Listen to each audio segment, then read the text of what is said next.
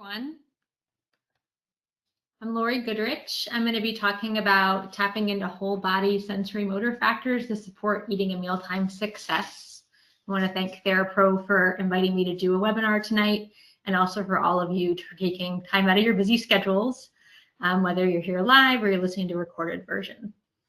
So we're going to spend some time. I did a webinar earlier this year in 2025 on sort of the broad vision of sort of different sensory motor factors to consider with eating and mealtime. We focus more on achievable goals and where an entry point for service might be in terms of understanding what different needs of different clients were. Today, I thought kind of really focusing on the whole body piece. I think there's a lot of coursework out there on different oromotor techniques and those kind of things, but thinking about sort of where that sensory integration lens could really be helpful when we're thinking about eating and mealtime goals. So that's what we're going to focus on today. So you'll see here what our learning menu is. It's going to be looking at those whole body sensory motor factors, thinking about ways that they promote eating and mealtime success if we support them. A lot of caregivers and team members and clients might wonder why you're not just practicing foods. We really want to think about how we make those functional connections between those whole body needs and mealtime. So there'll be examples of that throughout the content, and then some more specific details. And then that professional reasoning of, why am I doing this? How do I decide when a client is ready for food interaction? So those are the basics of what we're going to be talking about today.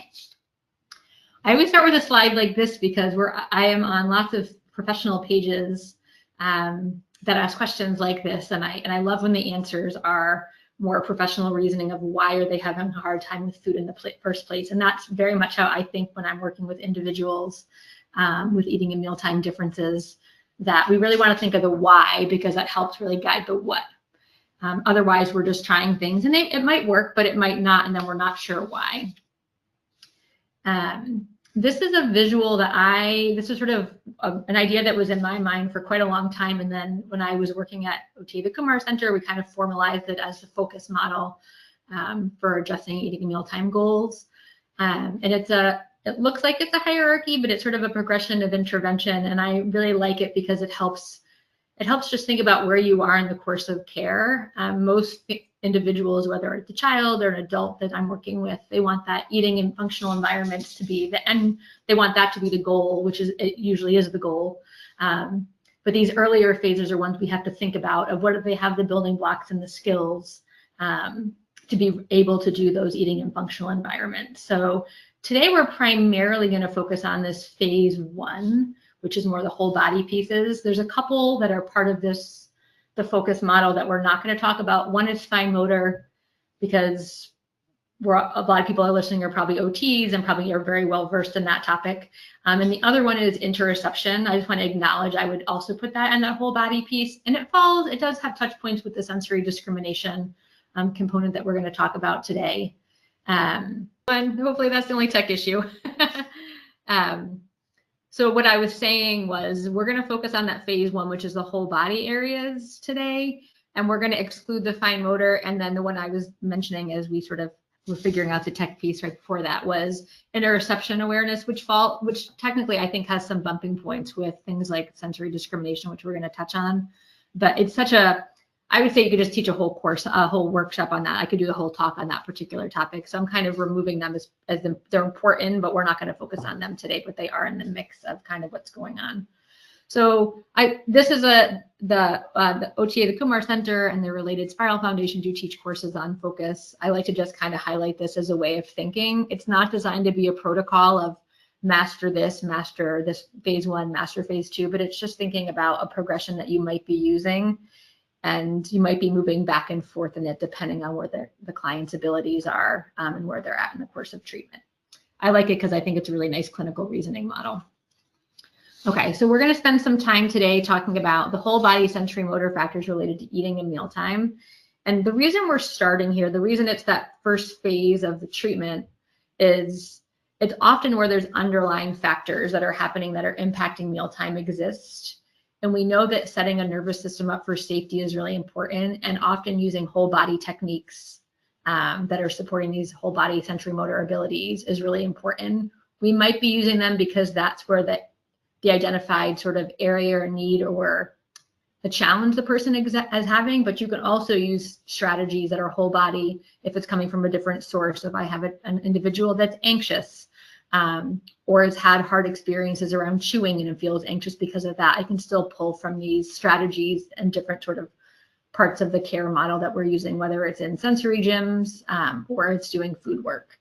I also feel like starting with this space, for me, a lot of the individuals I work with mealtime goals are, you know, they've had some really hard experiences around food and often present with fear, anxiety, those kind of feelings. So working on these gives us some space to develop a relationship and for them to build some trust with me, to know that I'm there with them and we're in a sort of a therapeutic alliance together. So I think there's some nice benefits of starting here besides sort of the clinical areas. And then some people that I work with, I'm working with them exclusively because they have eating and mealtime challenges, but that's actually relatively unusual. There's usually other things going on, whether it's focus in school or motor development. So starting here also can help promote change across different areas, depending on the individual person. So when I think of different overall intervention strategies you might be exploring, there's some that you'll see here that are probably familiar. You might be using sensory integration therapy, manual therapies, neurodevelopmental treatment. You can see there's a pretty wide variety of approaches that you can use. And what you're using could be influenced by a variety of factors. It could be the setting that you're in. It could be your own knowledge and your training. It could be where that client's unique needs are and what they're comfortable in terms of accessing. So those are some like different variables I might be thinking about when I'm seeing an individual with eating and mealtime goals and I'm focused on this area. Okay, so these next couple slides, these are like the core like whole body areas we're going to focus on. And how they're set up is we're going to kind of just give a little definition so we're all on the same page. We're going to highlight some common areas that if a person had differences in this sort of clinical area, what you might see as possibilities. It's certainly just a beginning list, but I encourage people to be writing, notes to themselves, or, we're going to have some question time at the end. You could be adding things in the chat now of other things that you're thinking about to get us all kind of thinking together. We're also going to highlight key treatment principles and favorite activities, a little bit about what treatment might look like and what changes you'd expect to see, and then just kind of pulling it all together with a little case example. So this is sensory modulation. So you can see there's definitions here of central modulation is our nervous system's ability to regulate its own activity, and sensory defensiveness is common, but not the only thing that is related to sensory modulation. And that's that sort of fight-flight reaction that we have to sensations that others would consider to be non-noxious. If I asked the families that I work with what they think is going on with their kid, this is usually what they think it is. And it isn't not this a lot of the time, but there's often other things in the mix. So when working with somebody with more whole body sensory modulation differences, we might see arousal states that can impact their hunger cues. Most of the people that I work with have a tendency to kind of not orient to them and not eat. I have worked with some people that that struggle is the other way, and they're eating because they're really not sure, and they're eating as a result of, even if they're not actually hungry. It can impact our ability to maintain attention and regulation during mealtime, because in addition to the sensations of the food, there's the environment and other components that are happening. And individuals with sensory modulation differences might do better eating alone versus more in a social setting. So some key treatment principles you might use to address whole body sensory modulation differences might be using deep touch pressure activities. This could be something kind of structured like the Wilberger protocol. It could be using pillows to do pressure, or doing a steam roll with a large ball. I worked in clinics for about 20 years, and I've been doing community-based work. So I'm mostly in people's homes and independent schools, and I'm using whatever they have at their house. So, taking a large pillow and squishing them. I have a teenager that loves to have a big exercise ball either rolled over them, or they'll get on top and roll over it themselves. Proprioceptive activities is another thing that can be really regulating for individuals. So, moving heavy, pushing heavy boxes. I'm thinking of a lot of my friends' kids in the pandemic. I was teaching them proprioceptive activities. Their kids are home and needing some activities like pushing, one kid gets inside the laundry basket, the other kid's pushing them. I have a lot of kids that really like clay as a really intense sort of upper body proprioceptive activity. I have other children that really like hanging from bars, or their parents have installed bars between their door frames that they can use. You might be using rhythmical activities, which could involve music and movement.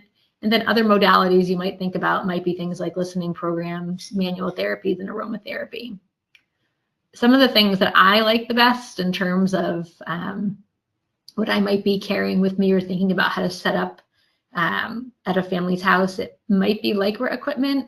So like a spandex tunnel, or a piece of Lycra that I can tie up and the child can get inside like a cocoon. I might be using some regulation music. I'm a big fan of the quick shifts by Vital Links. Really activities that allow for rhythm. Another thing that a lot of the kids that I work with like is I have a big stretchy band, and we'll both hold on to it and we'll kind of make it move in different patterns. And that might be both of us together or one of us. It might be with music. We might do those kind of activities. Breath activities is another great way to get rhythm. So blowing bubbles, blowing whistles, singing, and sometimes providing those sort of quiet spaces that have flexion and deep touch pressure might be other things that I might be thinking about.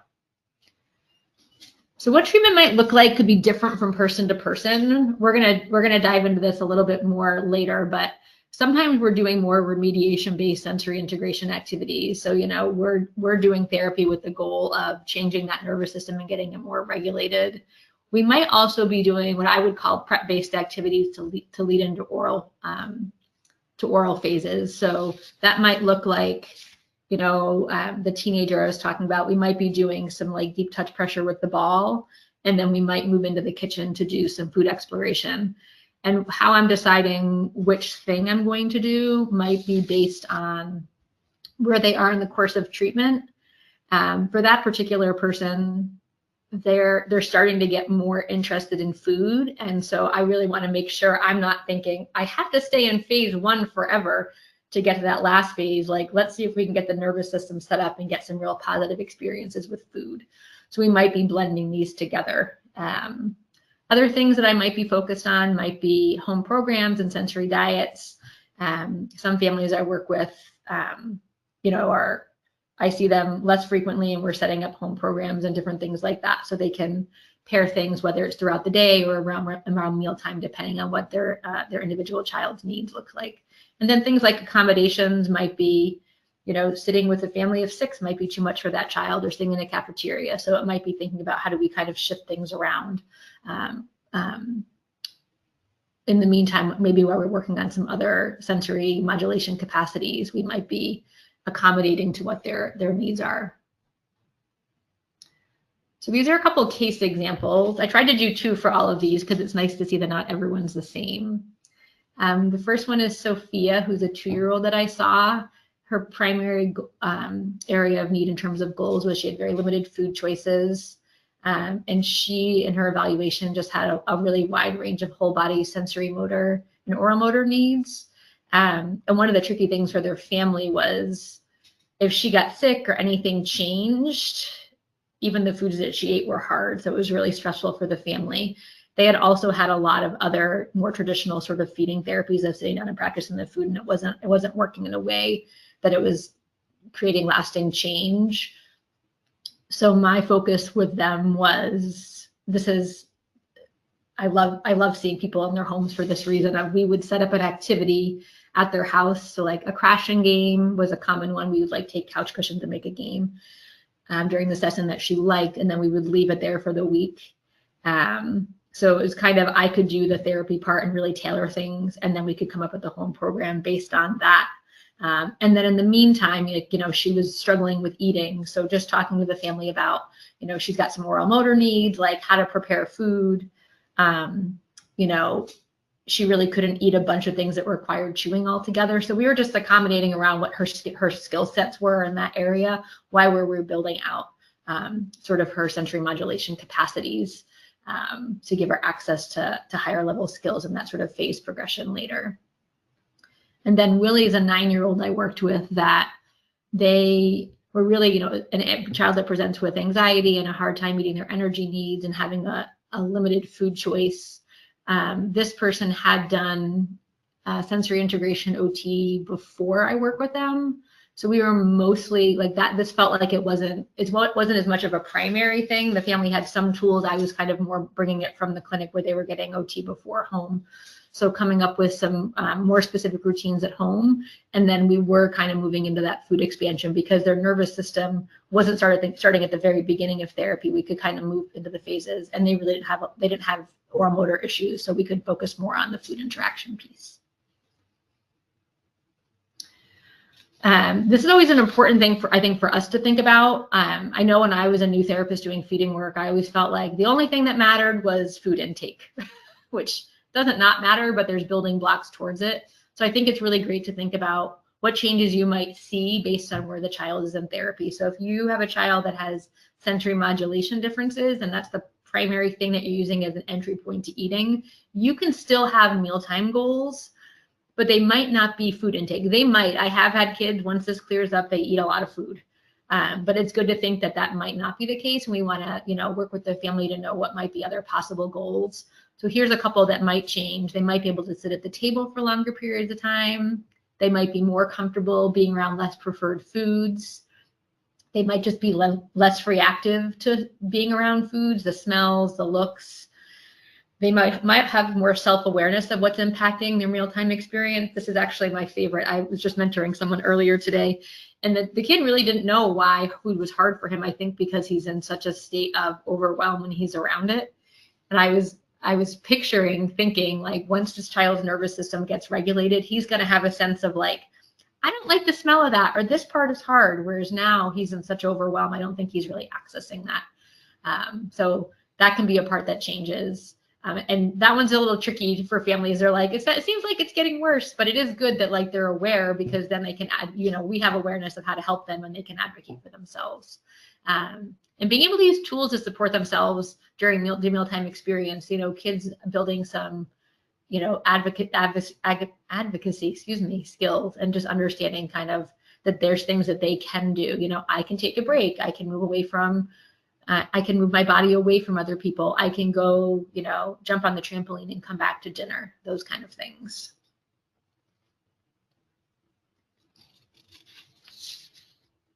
All right, so now we're going to talk about whole body sensory discrimination. So this is that identification of salient temporal qualities of sensory input that we then process and use for skills. So how this matters for eating and meal times. For some individuals that, increased effort, or they need help with things like self-feeding, so that accuracy of movement of getting food into their mouth. They might be individuals that have a tendency to, frequently spill things or knock over the cup. And they might be the individual that's sitting on the edge of their chair, has a tendency to sort of fall off their chair regularly.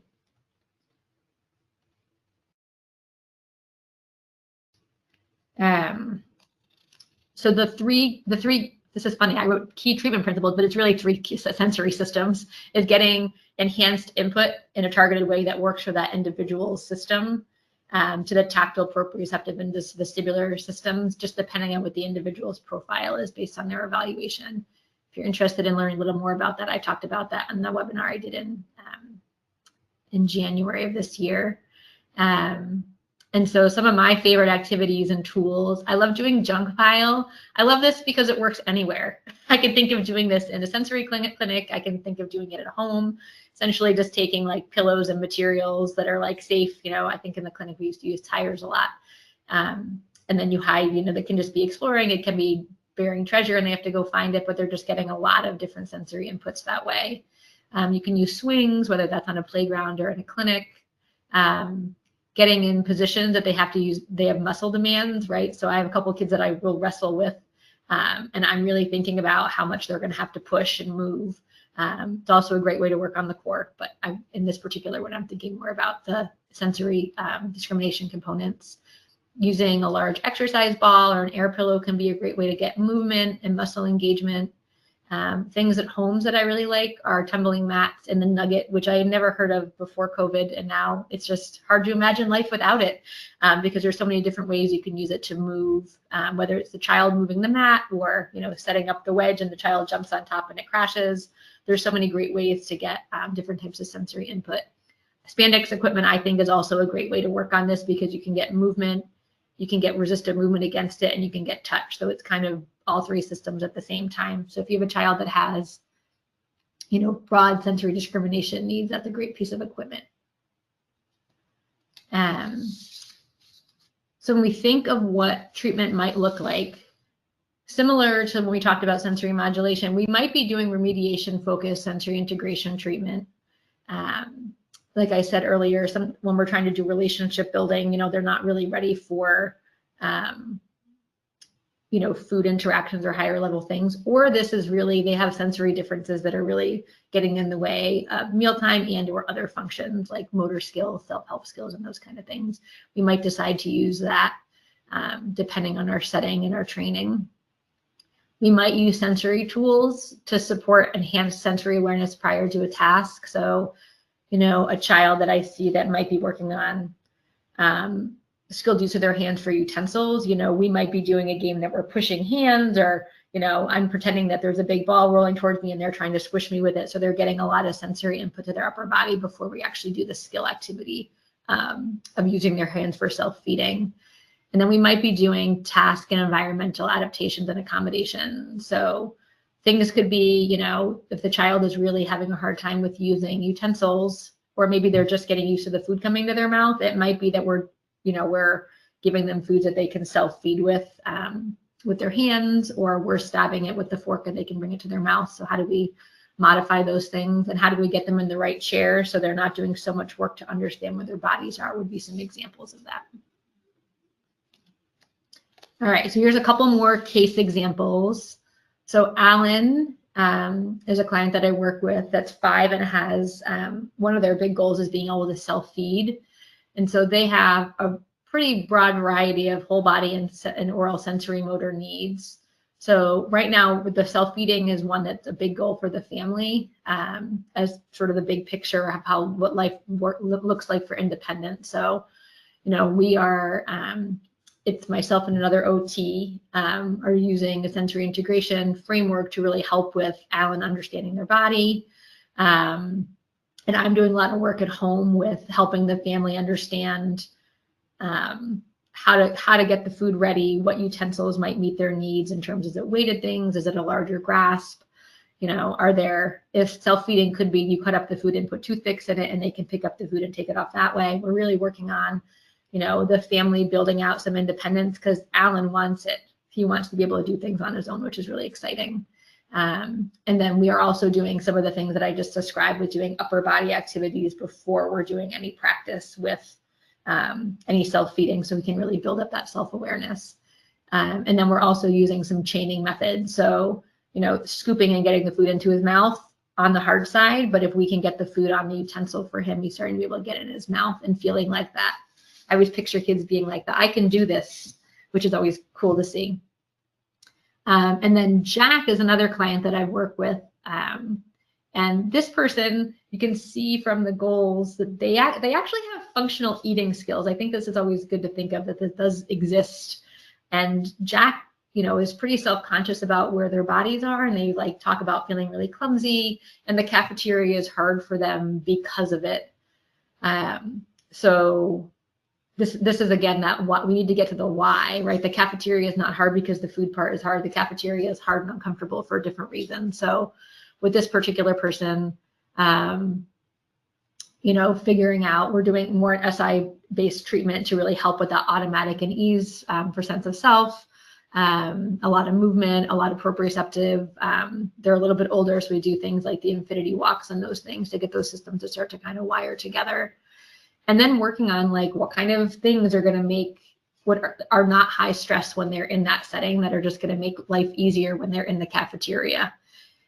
It could be, it wouldn't apply to Jack because he's on the younger side, but I have another teenager that I see that has to carry a tray while they're walking through the cafeteria. So we just came up with a different kind of container they could use, or just thinking about like, okay, so if you have to carry the tray, sit at the closest table so you don't have to walk that far, or go in and get a little bit quieter when everyone's sitting down. Other things that are important for Jack, I think that because he's a very smart child. Like, I think like making sure he knows and the parents know and the teachers know, like, what are the variables in the mix here and how do we understand what they are so we can set him up for success, that he is working really hard in that particular environment. We want to make sure that he feels he can do it as well as he can, and we're building skills. So if you're working on whole body sensory discrimination, these are some things you might see. So these are changes you might see, and this actually might guide goal writing potentially. So sitting more squarely and consistently in the chair, feeling more ease and confidence with self-feeding. I love when kids start to do things like they want to do it because they're realizing it's getting easier. The moving around the cafeteria, or mealtime setting like a cafeteria kitchen is easier. And they're showing more interest in components that require developed body awareness, for example, pouring their own drink. All right. So the next thing we're going to talk about is praxis. So praxis is that ability to plan in unfamiliar motor tasks. When I worked in a clinic, I was mentoring someone that was working with someone that was older, and they were pretty convinced they had sensory modulation differences because they, eating was really tricky for them. And the therapist was evaluating them and was like, I don't know if that's what's going on. And what it ended up being was this person had pretty significant praxis challenges that were really impacting their comfort in the kitchen. So once they were building skills in this area, they felt more relaxed and able to do things like prepare their own meals and things. They were a young adult, I think. So I think that always reminds me of like how important it is to get some assessment and get to the why, because otherwise you might be treating the wrong thing. So if you had someone that had practice differences, things you might see might be increased effort or needing assistance or being unable to figure out food preparation, like the individual I was just talking about. Effort, assistance, or having a hard time with things like how do I approach novel foods or with utensils or even with your hands. I can think of a kid years ago that I worked with that really couldn't figure out how do I get the sandwich, how do I put my hands on the sandwich. So those are some like practical things that come up in mealtime. People with praxis differences might benefit from assistance or adaptations for preparing food, consistency or like decrease in the demand. And then the other thing I always think about with these individuals is the cumulative impact of the overall praxis challenges. So if it's showing up in meals, it's probably showing up somewhere else. And that can impact on sort of their regulation and their energy and their confidence and willingness to try things. So those are all good things to think about. When I was making this slide, these are like some basic key treatment principles and activities for praxis in general. But one of the things I think is really important is we want to think about when we're addressing this, we want to think about what's related to the functional goal that's going on with this individual. So you don't have to have perfect ideation and motor planning and sequencing to be able to eat, right? So I think the idea of, are the skills good enough for this particular demand of like mealtime? And if they're not, then that might be where we think about where the intervention might happen. Some kids I've worked with, they show up and eating as their primary goal. I'm working on these skills being good enough for that. And then sometimes once they start eating, the parents say, you know what, we actually have this other goal of they're really having a hard time with organization of materials and following through with homework. Okay, so there might be some like executive functioning praxis things we're going to work on, and then the skill demand is not the same. So I think just making sure we're adjusting to whatever the goals are and making sure that we're relating what we're doing back to the actual functional goals. So you can see here, the different components of treatment might include things that focus on the ideation, the motor planning, and the sequencing and timing activities. So, that could be idea books are one of my favorite things with the ideation of the kids like coming up with ideas, and we'll try the game and then we'll make a book of all the different activities. For motor planning, I am actually not a huge fan of obstacle courses. I love activities that are simple games that use one or two pieces of equipment, and then there's lots of opportunities for repetition and variation. So Sticky Monkey is a game. You can play this with an exercise ball at the house, but we used to play it in the clinic that you have the long bolster swing, they have to figure out how to get on it and how to hold, and you shake them off, and they fall off and they get back on and do the same thing over and over again. Like that is a definite motor plan. And you see kids going through the like, wow, they're figuring it out. They're getting on faster. And then they start to have different ideas. I wonder if I could do sticky monkey on that swing, you know, those kind of things. So it's really fun to see those things evolve. But I think with this one, you want to make sure, with all the things, you want to make sure we're not going for perfect. We're going for, do they have the skills they need for whatever their goals are, whether it's mealtime or something else. So treatment for this might look like remediation focused sensory integration treatment. Praxis is a pretty natural extension of individuals that have sensory discrimination differences. That's the foundation for praxis. So it's a pretty natural progression into this. You know, you could be doing sensory prep activities prior to praxis-based activity, prior to praxis-based tasks, excuse me. So, you know, if they were going to be doing, let's just say getting some food ready, if it was like an older client, you know, at that point in therapy, you probably have worked on like what things help your body work the best, right? It might be intense movement. Like I have a nephew he's just turned 13, which I just can't believe. But he used to love the spinning board that I had. And he'd be like, let's get out the spinning board I want to do before I do my homework, whatever thing he was doing for school. So for him, you know, he was figuring out that works the best for me for the function I want. So in therapy, we want to be making sure we're thinking about like, where are we going to get the most bang for our buck? So if we're going to do a sensory prep activity, whether it's in therapy or we're going to teach the caregivers about it, we want to make sure it's targeted to that person's individual nervous system. And then a really big one is how do we accommodate task demand while the person's with their current abilities. I have a couple of families that I work with right now. The beginning of school is tricky for a lot of kids, you know, so just talking about how do we decrease demand and then what do we say to the kids? You know, it's certainly not them being lazy. That's definitely not what it is. I know a lot of kids with praxis differences get discussed like that, but they're actually already working harder than they need to. So what things can we kind of remove? You know, and one family has come up with, I cannot remember what they're called. They're like the slip-on shoes. They're sneakers. I just bought a pair and they don't fit my feet. So maybe I'm just like, I don't want to think about it. But they're things like, oh, that's like a whole thing. That kid doesn't have to do as much to get their shoes on. But you could think about that in the course of a meal, right? It could be how much food cutting there is, how many packages there are, what are the components of the meal that they can do, and what are things that are, you know, is it a big deal if they pour their own glass of milk every single time, or can there be other things? So how do we modify those things and think with the family and the individual on what works for them? So these are a couple case examples. So Stein is a 5-year-old, and similar to the child we were talking about earlier that was working on self-feeding, this is also an area of need for this person as well. So we're doing kind of a similar, interesting, I hadn't noticed this until I was looking at the slide, that they're kind of a similar child, right? We're going to try to do some skill building within the course of therapy using more of a sensory integration approach.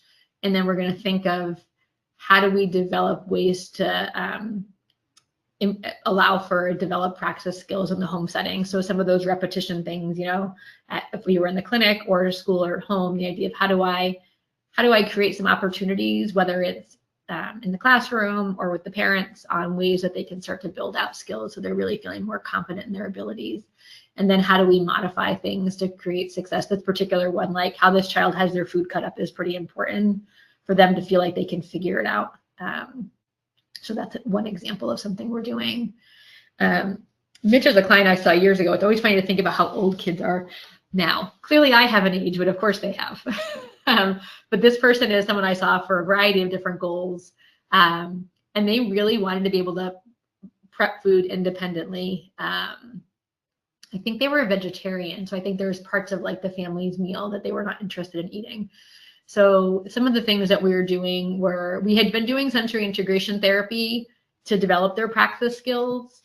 And then they were really, this is a good example of, we probably could have worked on that longer on its own, but they were really motivated to get into the kitchen. So we were doing, you know, kind of moving more towards a sensory prep and doing like cooking and food prep as a sort of framework, and blending some executive functioning and praxis components in. And then a big part of this was like the parents, you know, they were like, how come how come this is so hard? So we spent a lot of time educating and thinking about how to break down the task, and really, we knew some things were hard, but also focusing on what this child actually could do. And it was really fun to see them they would make food in the clinic and like go, this was years ago, bring it and deliver it to people. It was really fun to see them developing those skills. But he was a good example of, if I was just going based on my clinical, just me, what I was thinking about, I probably would have stayed more in the sensory integration framework longer. But he was giving me every message that he was ready to move on for some skill work. So, you always have to make sure you're watching it to make sure they have the foundational skills, but, giving them that opportunity to kind of move forward and progress in ways that are really meaningful to them. So changes you might see if an individual is developing their praxis skills. You might see following mealtime routines being easier, greater independence with components of meals. It could be clearing the table or self-feeding. They might be, like Mitch, might be beginning to show interest in food preparation. And they might have increased awareness of materials and use of them in the kitchen in terms of like what things actually do, which is really fun to see. All right, the last sort of clinical area we're going to talk about is postural control and respiration.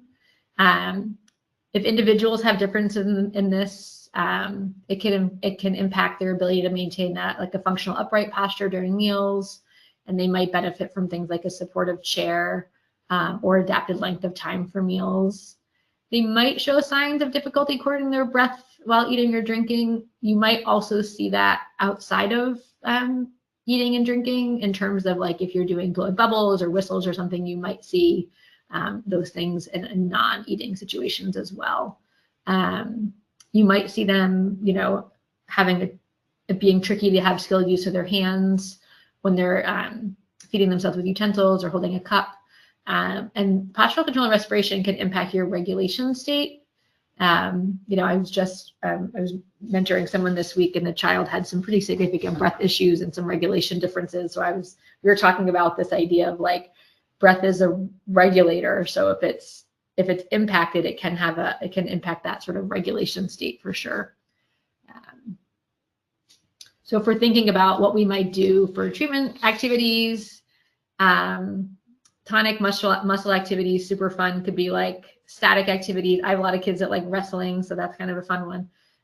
The sticky monkey game of like they hold onto the ball or they hold onto the bolster and you're trying to shake them off.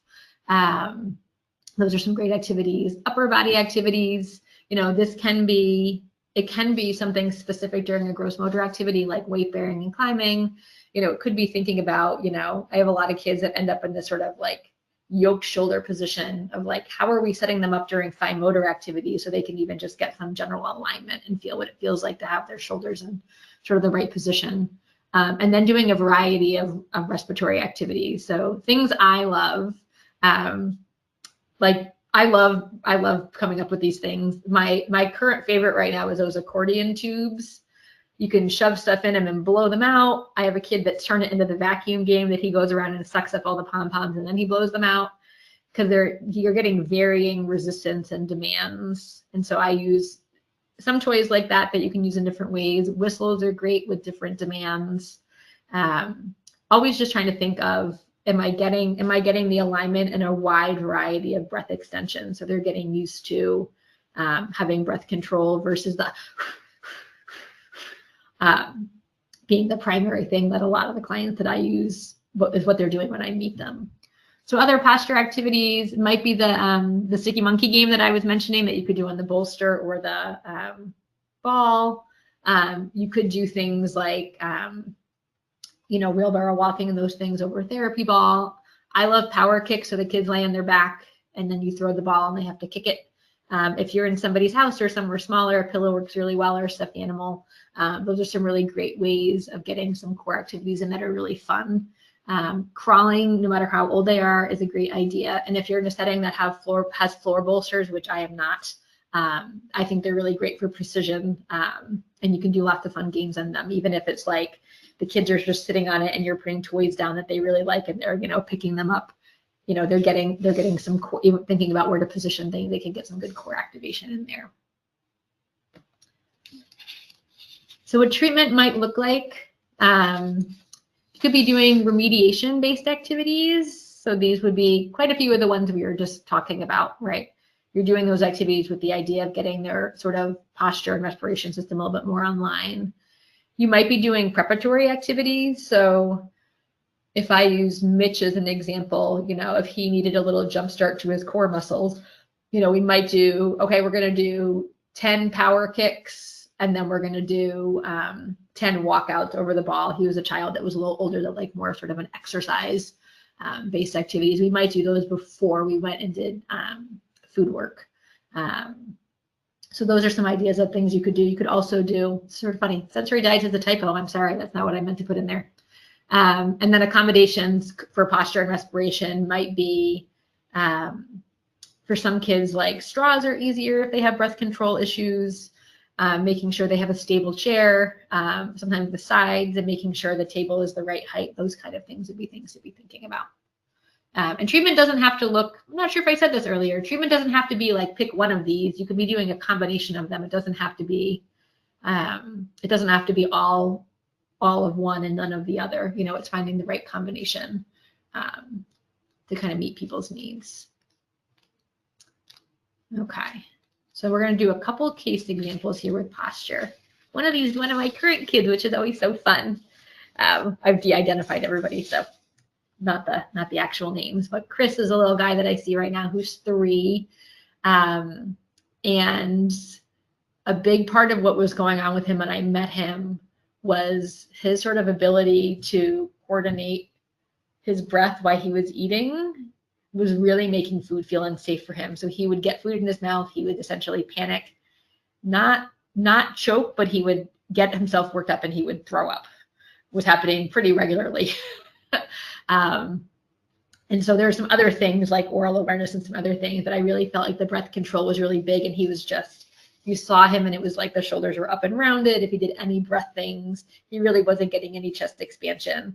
So not as obvious when he's eating because he's doing things that he can do. But if you move past that, what was creating the lack of safety, I definitely feel like this was one of the variables for him.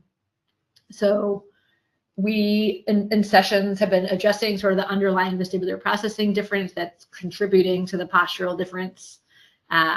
So we're doing a lot of like linear movement activities while he's getting some we usually start with more input and we can move into the posture. So one of his current favorite things is there's one of those long spandex tunnels. It's probably like 10 feet long, and he'll get on it in different positions and I'll just pull him. And then you can see him, it's so cool to see. All of a sudden he'll like get into like a prone prop position. He's like, okay, let's do it again. I'm going to make the train sound, because he's 3 and loves trains. So starting to get like we're getting some core and we're getting some breath together. It's really cool to see. So we're doing sort of that progression. I'm really focused on how do I get those sensory inputs in, and then how do I start to get him into alignment and activate through play-based activity. So he loves crawling.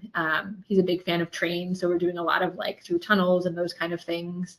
And then after we kind of prime those systems, we're doing breath activities. So we have different whistles that he's using. And then I've been working with this family on things like how to get the chair to be the right height, what kind of utensils, and how to figure out like how long can he actually stay for meals as a 3-year-old with his sort of current profile. So it's always fun to talk about kids that like are in process and doing really well. And then Matt's a great contrast. So this is a 12-year-old with really just low endurance for eating in meal times in general, and really like had a hard time with like skilled use of utensils. So he's a kid that had whole body and oral sensory discrimination motor needs, not really in the sensitivity realm.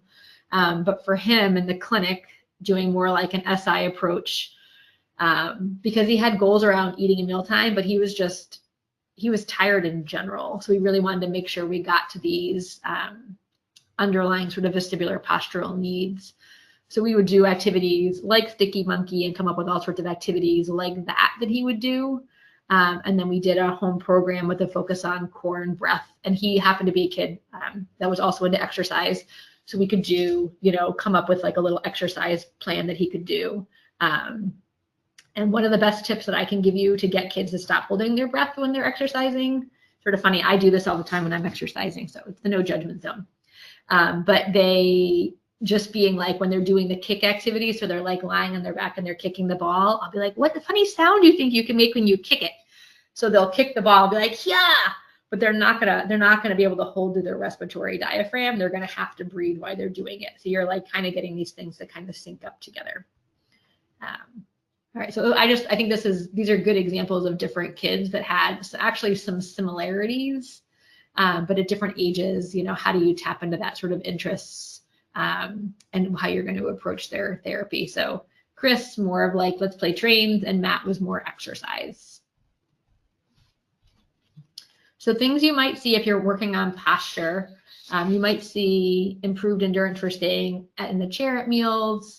You might see improved coordinated breath during eating and drinking. For Chris, that showed up that just like for him specifically, he's not throwing up as much because he has more oral awareness and he has more breath control sort of simultaneously. They can have improved skilled use of their hands for utensil use. And then our core actually helps with digestion and our sense of full and hunger. So this one isn't all the time, but it can be really helpful it can be one variable that can influence those areas. Okay. We're going to talk a little bit about educational opportunities next. I think I'm always looking for meaningful ways to share like why I'm doing certain things. It's certainly true with eating and mealtime goals with clients and beyond, but I think to me specifically, I can like picture evaluations that I've done or treatment that I have done. Excuse me. And the parents, I can tell, are like, why is she looking at this? So I think we really want to have clear language around, I'm evaluating this because of this, right? How can we make connections between what we're seeing and what's meaningful to them, whether it's just mealtime or, hey, their movement system is tricky. This is how I can tell. And how you were saying, like, it's hard for them to catch a ball and their bodies can feel really overwhelmed in a place like the cafeteria. Like those things are actually connected. So how do we make these connections? I think this is super important that parents understand why we're doing what we're, and clients and other team members too. So we'll kind of chunk it into those three of how does it connect the goals and function, and how do we use that information to kind of think about what supports might be helpful outside of our sessions.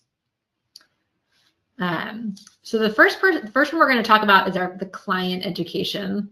So it depends on the individual, but I feel like, these are some basic things that I might be thinking about is I want them to understand how do we connect what we're doing to readiness to eating.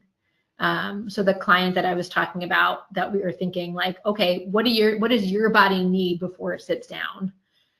I want them to be as involved in that as they can be, because we want them to have those tools outside of us, right? And they might be able to advocate for them and understand like, oh, I do best if I'm like running around the playground and then I come in and eat, versus like just like going from one table to another might be a little bit tricky. One of the things I love with my clients is using pre-post rating scales. So some of them are, they've categorized food into that I like it and I don't like it. And those are the two camps. So I'll often use rating scales just to get them to pay attention to how they're actually experiencing food. We might use this over the course of a treatment session. So one of the kids I used to do this with in the clinic, who I think was like maybe 9, he really wasn't sure what was working for his body in the clinic. He knew he liked coming. Like OTA was fun, but he was like, is this really working? Which I love. I'm like, that's my kind of kid. You should be questioning me. Ask me some questions. So he would do something like he'd smell a red pepper, which is not a food that he could eat. And then he would go pick an activity to go do. And then he'd come back and smell the red pepper and he would rate it. So it's just teaching them to build some self-awareness and connect to tools. I always want to work with kids about focusing on what their body can do. Wow, you can eat a lot of food when the food is cut up in small pieces, helping them understand some of those tools. I spend a lot of time commenting on what I see in the moment. Wow, when we did all that movement, your body could sit for a long period of time. And I want them to learn to self-advocate for what they need. And part of that is making sure that I'm not just playing and not commenting and sharing things, that I'm just talking to the adult. Like I want the kids to have an idea of what they might be able to kind of access. Here's some educational opportunities for parents or caregivers, helping them know what to expect based on current abilities, things that we might modify to set up for success. Sometimes a framing around what the individual's needs are versus what the behavior, what they have control over. Connecting activities to what's meaningful, right? So they're like, why is this kid on a swing when we're here for food? We want to be taking ownership of that and making sure we have a clear answer of why we think that might be helpful for them. And how do we help the family understand that, along with the child understand that? I think just being curious together and working together to find supports. I think being in the home has really shifted my way of thinking about this. Of that's their turf, right? they're kind and allowing me to come in. How do we think about it together? Not me coming as the expert to be like, set this whole thing up differently, but like, okay, let's think about what life actually looks like and think about what supports actually feel really reasonable for a family. Team member education, I think, is essential, that we're all sharing about our roles and approaches. I have done some teaching at non-OT conferences around eating and eating disorders. And a very, very high number of people have never worked with OTs, whether it's social mental health providers or dietitians. I think that number is improving. But maybe 10 years ago, I was at a conference and we were speaking to 150 people. And the question I've been asking is, who's worked with an OT on a team working with feeding? And 5 people raised their hand. So I think sometimes we have to do a lot of education about what we're doing and come together with those team members and say, okay, these are the things that I'm noticing in terms of key influencing areas. These are the things that you're noticing. How do we come together and say, where are we starting treatment? Where's the best place to start? So we want to make sure we're in sync with them. So for example, if you had a child that had significant sensory modulation differences and exposure to new foods might actually make things worse, we want to make sure we're talking to the dietitian about, how do we get these needs met? It might just be increasing food intake on what they actually can eat, or if the kid is, some kids will have smoothies. Is there ways to increase their caloric intake with foods that they already eat versus trying to introduce new foods which they're not actually ready for? So just figuring out how those things work. I love working on teams where people are, someone will say something and you're like, I hadn't thought about it that way, right? How do we come together and share our knowledge and be our own experts, but sort of cross-pollinate our information and really make a plan that works for individuals? The feedback that I've gotten from consistently is the focus intervention phases is super helpful for education. So you're welcome to use that if it feels helpful. I always like to touch on professional reasoning when we're using this, just because it can be different from individual to individual. So this is just like as a reminder when we're thinking about like, where am I starting and why? When we think of the whole body approaches, as we talked about earlier, it might be the primary focus of intervention. You might be focusing on it more through a home program, or you might be blending it with some of those other phases like oral motor skills or food exploration, really depending on the individual. So there's not one way to do this. So factors that I might be thinking about that influence how I'm using it. The length and frequency of sessions is one of them. We're going to talk about it on one of my former clients in a little while, that I was able to see her twice a week and it really made a difference with what we were able to do. Another thing that I might be thinking about is sort of what the level of need and functional impact is. So if I have a child that has pretty significant areas of need, a home program might not be enough. They might need, at least for some period of time, for me to be doing SI work to really build up those skills. And then maybe we can transition to it being more of a home program. But some of the things that the kids need, if they're really, eating is really hard, their self-help skills aren't developing, sometimes they do need the expertise of the really targeted work by an OT. And then, it can shift to, in addition with home ideas, but that might be able to shift more to a home focus depending on the family and the child. I also think thinking about like what intensity and duration an individual needs to make change. Chris that I was talking about earlier, the 3-year-old, like I actually see him twice a month and the family is great with carryover, but I just feel like his body is incredibly plastic in terms of change. I've had other kids that I work with once a week and haven't made the changes that he's made. So it's different from person to person. And his parents and I came up with that plan together and said, well, let's try it and see. We might have to change it just based on a variety of factors, but it's working really well. And then another one might be what entry point and approach works for the client and the caregivers and the team members, right? So really thinking about, a client that's had a really stressful experience around meals for a long period, I might be thinking about much more about that sort of safety relationship piece and making sure I'm carving out a lot of space for that and communicating how we might do that throughout other types of approaches that people are using. So I'm always a fan of a couple dietitians and mental health providers that I shared clients with that are like, just tell us what we need to do in our space, like, do we need an exercise ball? Like what kind of things do we need? So it's really fun to think about how can we use this across settings.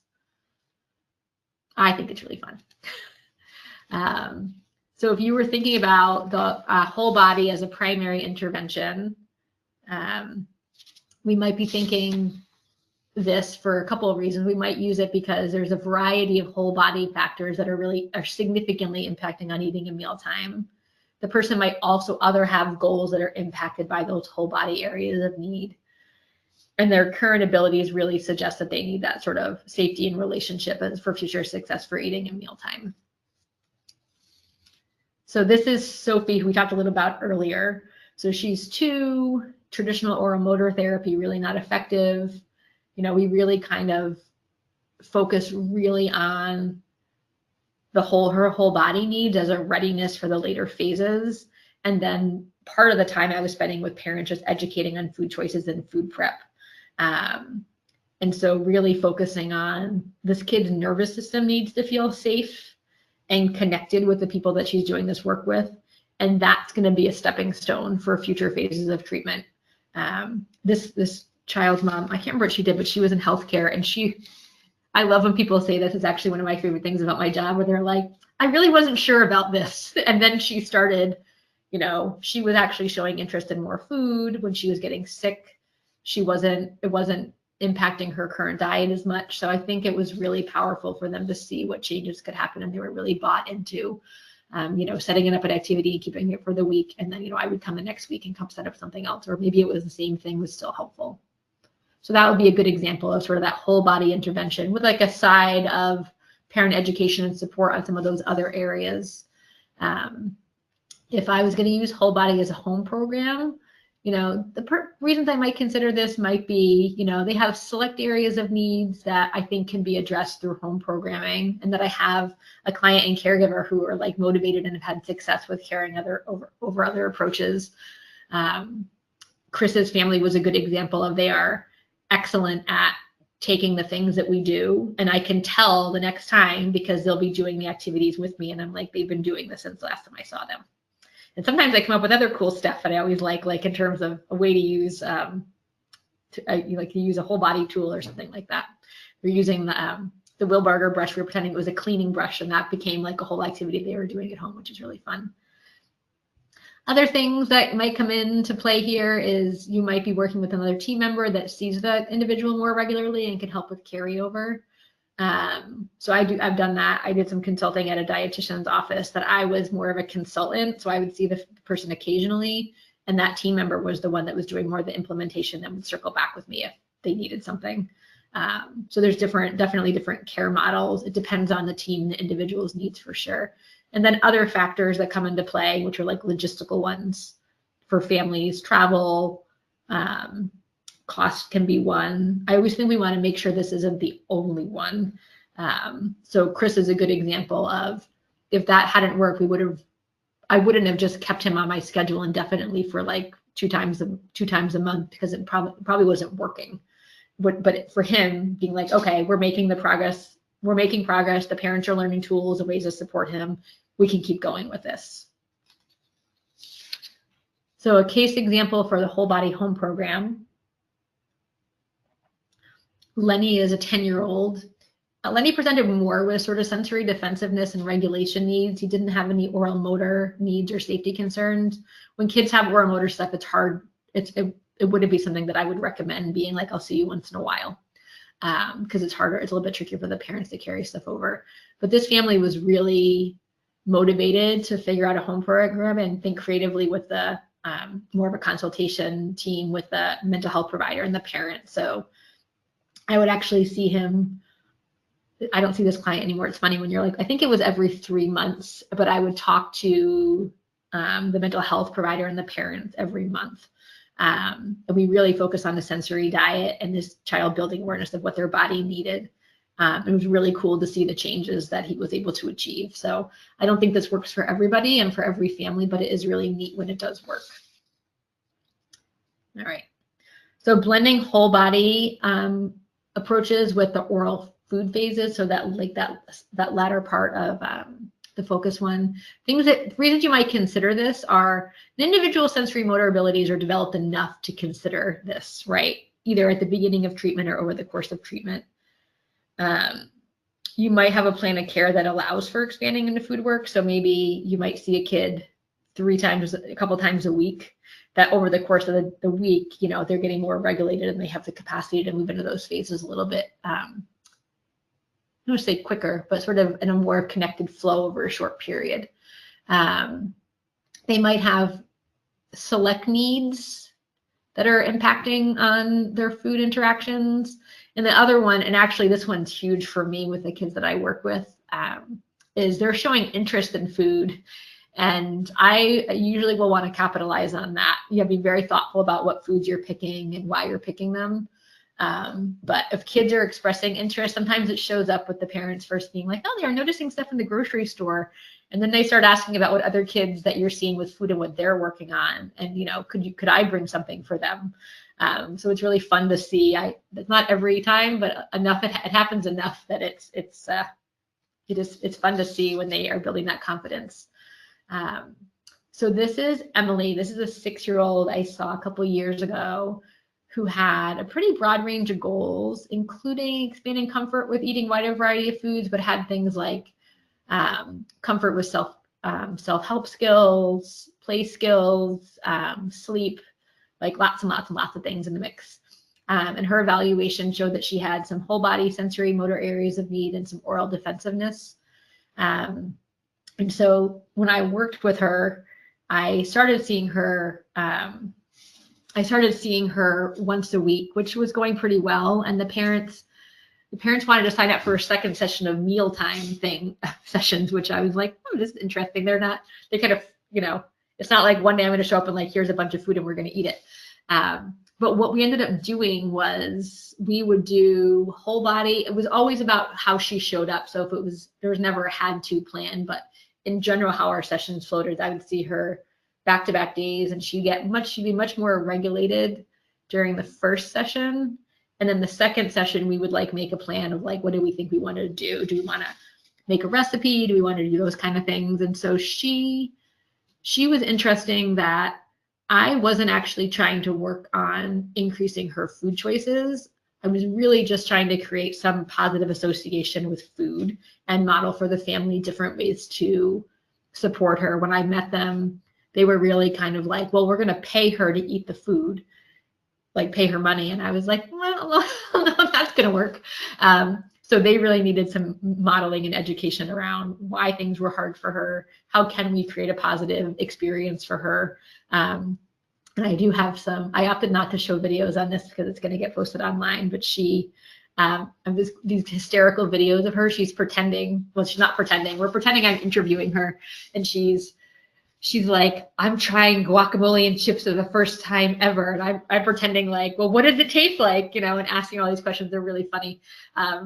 But it was fun to see her finding enjoyment in the food process. So for her, it wasn't necessarily, I wasn't trying to get her to eat a larger volume of food with lots of variety. It was more just showing her she could have positive interactions with food and she could learn how to advocate for herself, and her parents could learn different ways of thinking about how to help her. This next part, we're just going to go over briefly. My brain doesn't actually work this way, but I think it's sometimes if someone else's does, it's good. We want to think about sort of phase shifting. And what I mean is going from like whole body to some of those later phases, like how do I know what to do and when do I change? So the beginning part of this is funny. There might be some people on here that know me actually.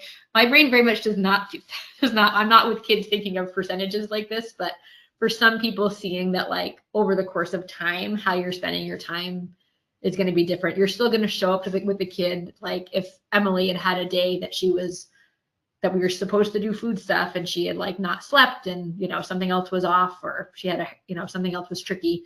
We're not going to do food necessarily. We are going to talk about why, right? Oh, we should go back and do some feel good stuff because your body's letting us know by X, Y, and Z. But so this is a general progression of moving through, what treatment might look like. And the time frame, I would say most of the kids I see for food work is probably 12 to 24 months. It's probably an average.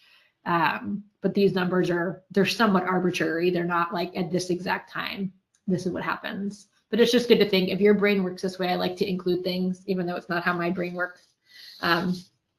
We want to show up for kids, in every moment to be thinking about what they need, not, oh, well, let's check it off. We said at 12 months it was going to be this, or at 6 months it's going to be that.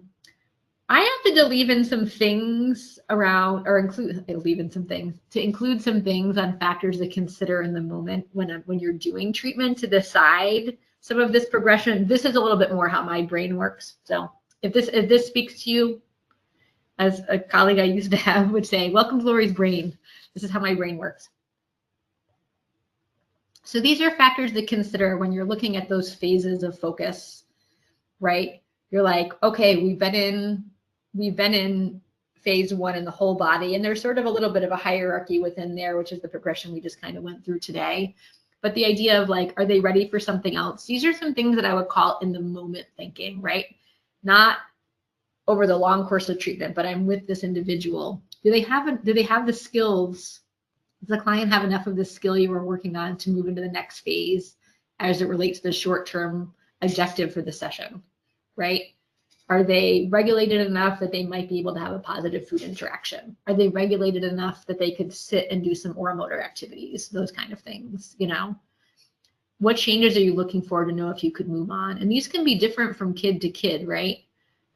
You might see, some of the kids that are really dysregulated, you might see really dilated eyes or their breath control being really impacted. What am I looking for to know? Okay, yeah, they're showing me that they're, they really understand their body really well and they're following this like 2-part game in the clinic. I wonder if we could try like try an oral motor activity and see if they can figure this out. It's sort of funny. I was doing this with one of my clients today who likes to do the same thing all the time.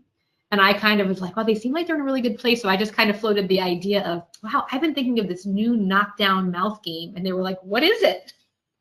So, sometimes they know that they're ready. I'm thinking about, do we work long enough on an area to start promoting long-lasting changes?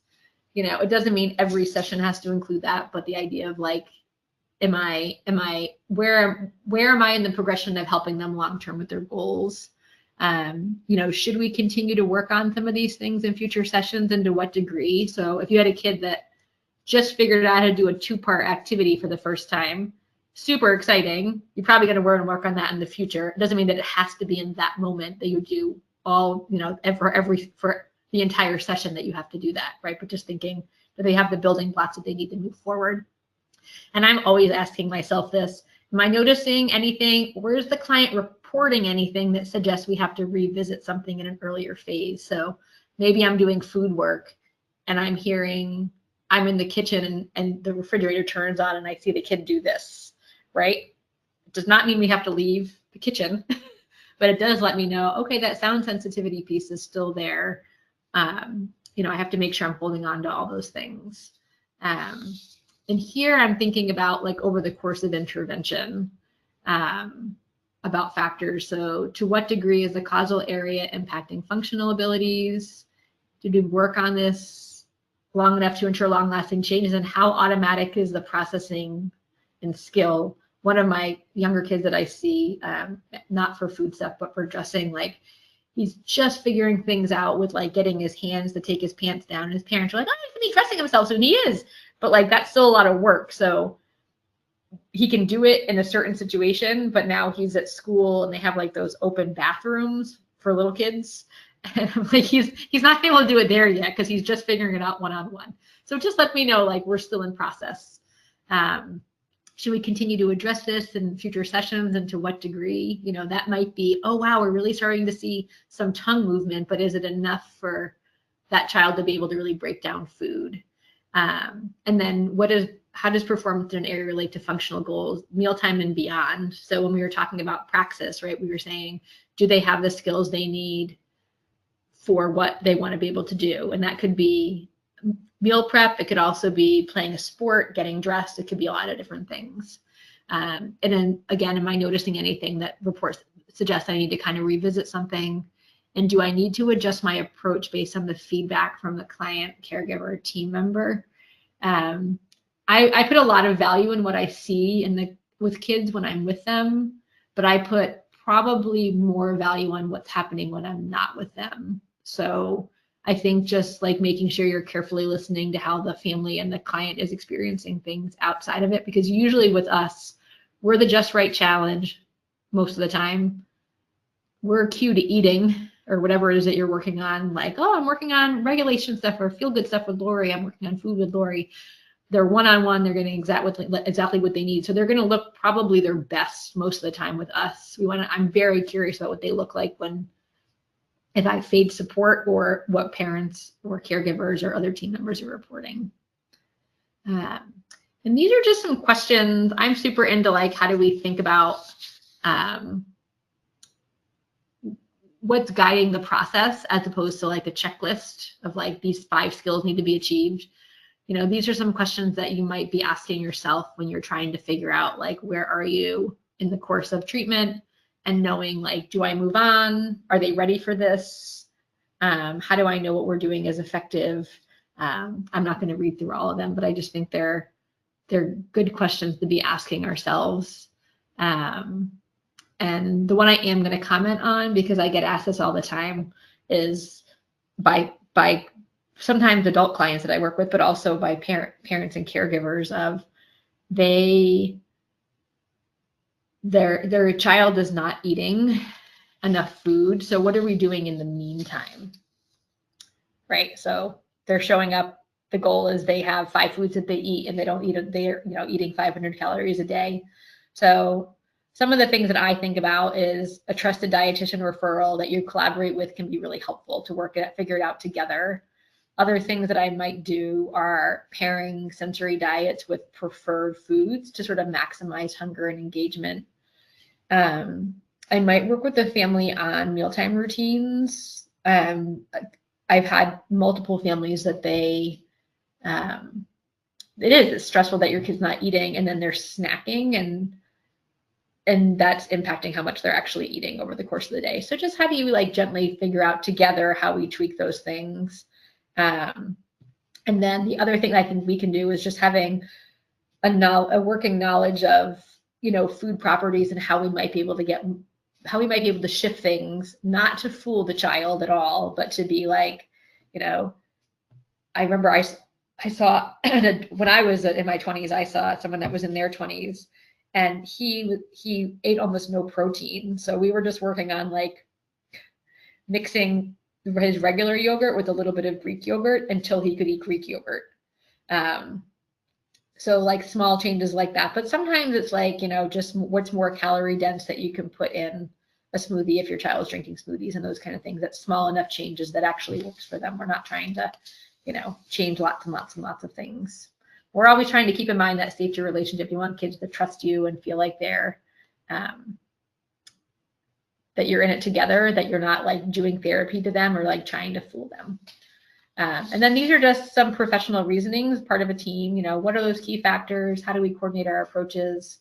How do we carry over between practitioners and settings, and determining those priorities as a service area of need? I think OTs bring a lot of unique knowledge that connects really well with other providers. And I think if we can share that, we can really influence the trajectory of how our sort of collective care can really impact a family's experience. And these are just, I would like reflections. So these are just some things to think about as we're kind of wrapping up today. There's my contact information. I have a couple of blogs on my website around feeding stuff, so if that's interesting, you can take a peek. Preferences, Emerald? Awesome, thank you so much. So I'm going to leave the question box open so we can, let's see. So we have one question there that we might need to clarify. It says, could they be those kids who can't eat sitting down? So I'm not sure, Laurie, if you know what that's in reference to, but we could maybe have some clarification. I'm guessing it might be the digestion. Is it the digestion you're talking about? Or let's go with that until I get something back. Yeah, so people that stand up when they're eating, right? Sometimes it's a core issue, right? If I can't engage my core in this way, but I can do it this way. Sometimes kids, if they do have digestion issues, like I think we probably all know what it feels like as an adult that you're like, this is not comfortable. You know, sometimes you'll see kids stand. So if I have a kid that's doing that, I don't think it's it's always this, but I'm like, I'm wondering why they're doing that. Is it all the time? Is the chair not supportive? I'm sure we all do. We have kids that are like the joint lockers, like they're standing, but they're like locked through their knees. They're really not using their core.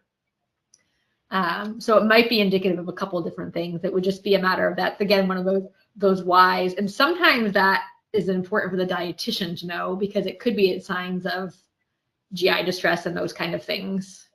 It could be like us noticing it, but the scope of practice might be with somebody else. So I think it's a really good observation, and it doesn't come up on a super regular basis for me, but I know the kids that you're talking about. Okay, I think we got some clarification too. Kids who are constantly on the move while eating in regards to postural control. You're wondering why? Yeah, so she wrote, she said, kids who are constantly on the move while eating, and she also wrote postural control. So I'm wondering. Yeah, that's a great, this is another one. So kids on the move, right? Kids on the move could be, I'm overusing my phasic muscles and not my tonic muscles. Is it due to lack of postural control? There we go. Yeah. Okay. So this is where my brain would go. My brain might say, posture, right? So kids that do that, I would say at least 75% of my caseload, probably through my whole career, are using. I didn't know this when I was a new therapist, but now looking back, you're like, whoa, like massive percentage. So you have your tonic and your phasic muscles, right? And your tonics are like your large stabilizing muscles. Those are the ones that should be holding you in the chair right now. But a lot of our kids are using their phasic muscles, which is your movement muscles. And those they tank out, right? It would be like if you're doing bicep curls, like eventually that's a phasic muscle, right? So those muscles can't hold you up. So that could be an influencing factor. So I might be watching to be like, do they engage their tonic muscles when they're playing? Or are they on the go all the time? Kids with that profile often have an underlying vestibular processing difference, like those things go hand in hand. So I'd be curious about getting a good look at what their vestibular system looks like and thinking about that system as well. Perfect. I think we got it there. And we're wondering if you could share your email again. Couldn't quite get it fast enough. Sure. Let me just put it in the chat box. Can I chat? Yeah, let's see if it comes up. Yeah, I think it should be.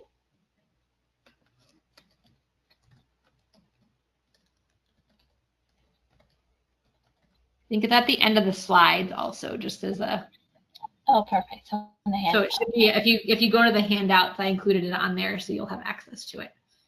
And people have questions. I had a bunch of people email me after the last thing. If there's anything that you're like, do you know, I'm happy to share things. I will say if this is interesting, I did the training. I did a training with Spiral Foundation on focus, I feel like I think what Therapro is doing is awesome. Like it's such great content that's out there as introductory things into different topics. So happier people or have questions, and you feel free to reach out to me. All right, so, okay, case study. Autistic elementary student, mostly nonverbal, only eats peanut butter on certain crackers, no family support. Any suggestions to expand food choices in school? Say it one more time, a little bit slower. Yeah, all right. Autistic elementary student, mostly nonverbal, only eats peanut butter on certain crackers. There's no family support. Any suggestions to expand food choices in school?